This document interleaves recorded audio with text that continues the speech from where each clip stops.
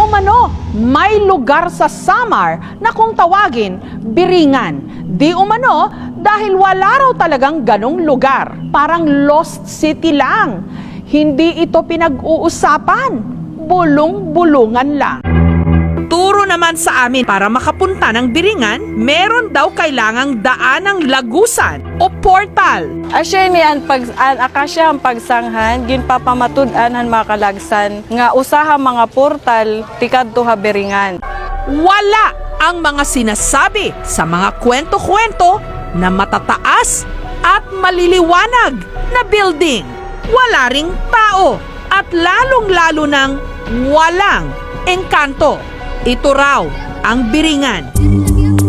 Pero katulad ng paulit-ulit na sinasabi ng mga naniniwala, ang Biringan magpapakita lang sa mga naniniwala. Kahit gusto nyo pumunta doon, hindi naman kayo makakita kung gusto lang nyo. Kung sila may gusto nga pakitain kayo, yun makita nyo.